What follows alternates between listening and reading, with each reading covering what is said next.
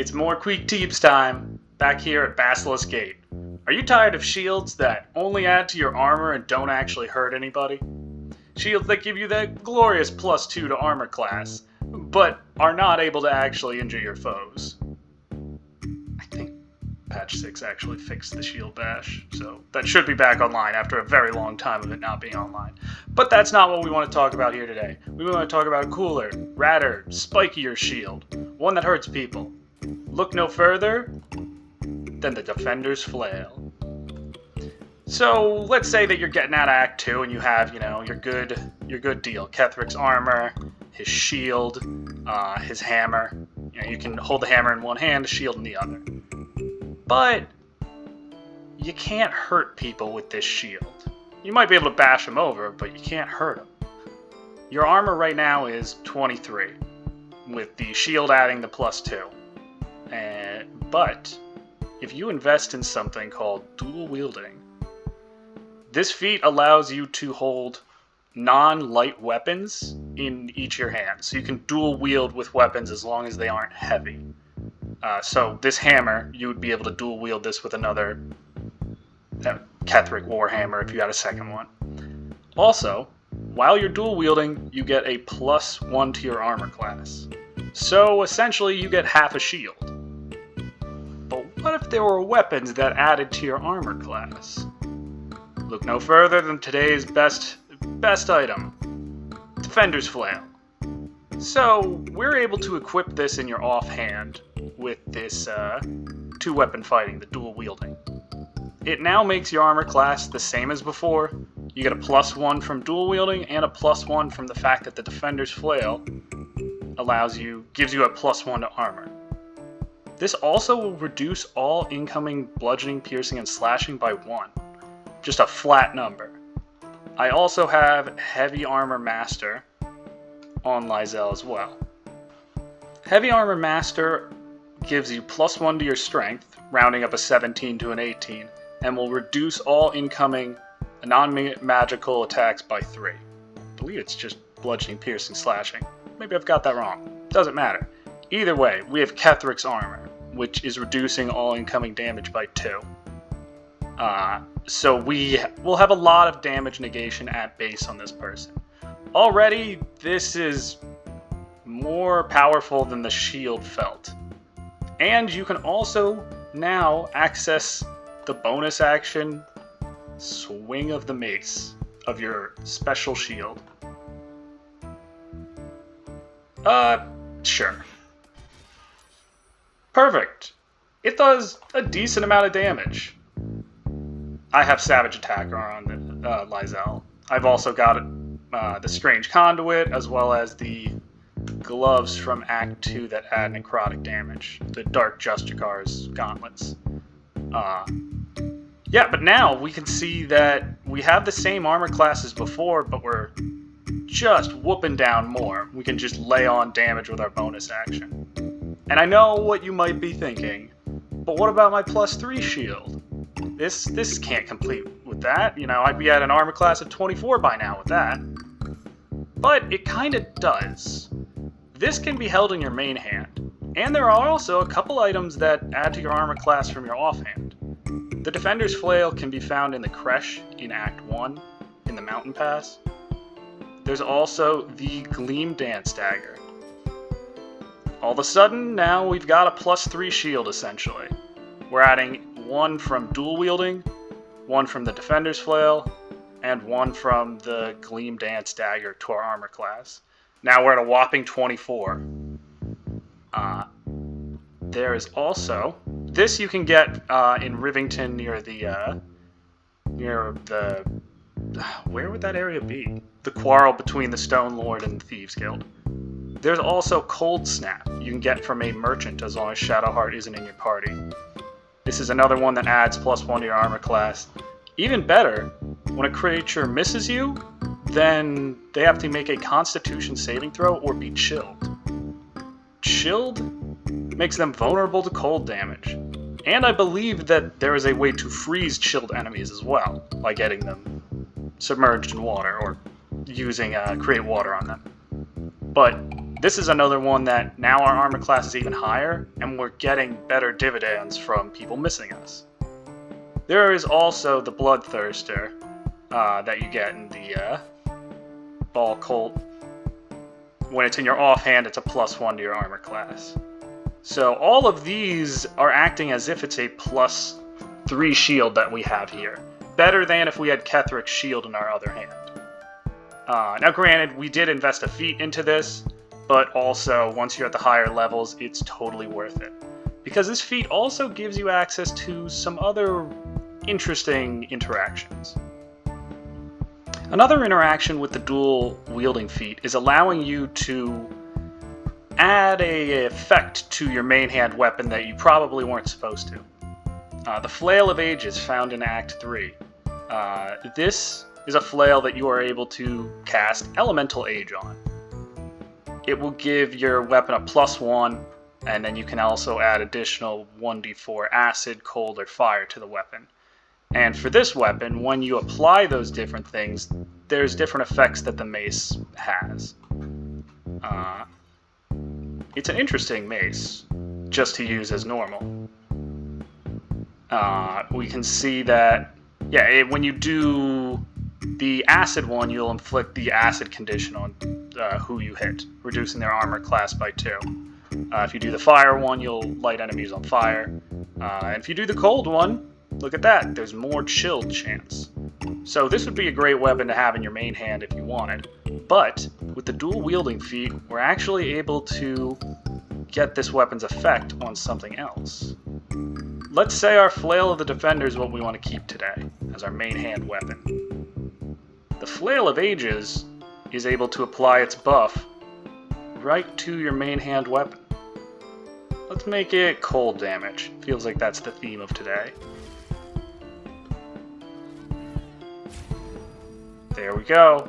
Now, this, the Defender's Flail will not be able to chill enemies when it does cold damage like the Flail of Ages would. But, there it is. 1d4 extra cold, and it's also now a +2 weapon essentially. Making it, more on par with other weapons you would find here in Act 3. And then, you don't even have to keep that weapon on. The cold damage just stays. So let's do Cold Snap in our offhand. Get that extra big armor, and all these various weird little cold damage things. This is the main deal with this. This is just, it's so much better than shields. It's so much nicer. I always favor offense over defense. This is still a very defensive build. There's tons of other weapons and cool interactions that you can get putting, hands that weren't meant to be in here. Like Morning Frost could go in your offhand. Another thing that will inflict chill and do cold damage. There are tons and tons of options. I might do a whole video just on the dual wielding feat. But for now, let's cut to a time where Lyzel's just whooping down on these guards. See you in a bit. So, for tough combats, I like to apply some oils on the weapons before we actually get started. Just make things a little easier and not waste that first bonus action. Now, the main thing in this fight is realizing something interesting about Cold Snap. The chill on Cold Snap is just fantastic. It doesn't actually proc the dex save that it specifies on the item. It's just any time someone misses you, they get chill, which means they take double cold damage. So right here, I just am able to hit the Steel Watch, and now I'm doing 8 cold damage instead of the 4. Another thing with Steel Watchers, Teep, try dazing them. The Daze condition reduces the amount of their armor class they add from Dex. So these guys just have a base 10 and they're adding 6 from Dex. If you daze them, now all of a sudden the armor is just 10. It's a really nice way to soften up a otherwise pretty durable target. These guys are a good balance of different types of enemies. They throw a lot of different stuff at you, magic, summons. They have high armor class and everything, so it's where a lot of these videos are being filmed. That's why there's still an invisible cleric lurking around. It's funny, too, that Cold Snap's chill condition will still apply on fire elementals. Fire elementals. Another quick Teep if someone is chilled, you can throw water at them, give them the wet condition, and it will freeze them. Even if they're fire elementals and still currently on fire, this will make them vulnerable to bludgeoning, thunder, force, and it'll also incapacitate them, stopping spells, stopping movement. It's a great way to, throw out control. In this situation with Lysel, I'm able to freeze 3 different people, and just because they had all missed me with attacks. Bottles of water are super easy to get too. Beyond that, it doesn't last an actual full turn, so it doesn't take away theirs, but it's a great way to put extra damage on people. Also, do whatever you can to avoid getting slowed. Slowed is a tough condition to fight. So that's why I used Psionic Dominance or Indomitable to try and avoid those. Yeah, the Steel Watcher also is able to destroy doors. Anyone's able to destroy doors, which will bring more people into this combat. But it's fine as long as Lysel doesn't get tripped. So when you're tripped, you are prone, you have disadvantage on all your attacks. Or, sorry, everyone has advantage to hit you. Then you have to spend half your movement to stand. So right now, the parry out of wound closure is lovely help, allowing us to recover the full 60 from a healing potion rather than rolling the dice.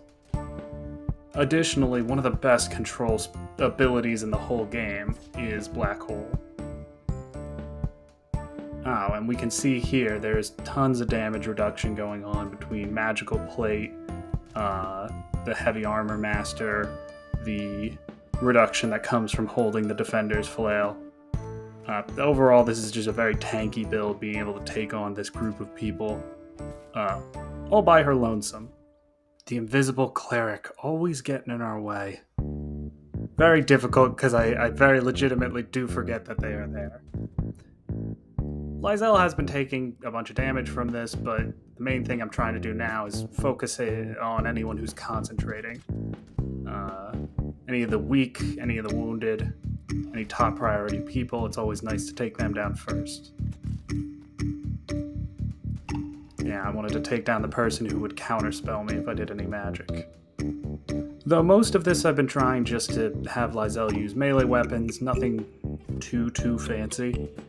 Just showing that why use a shield when you could just keep hitting people with your mace as your bonus.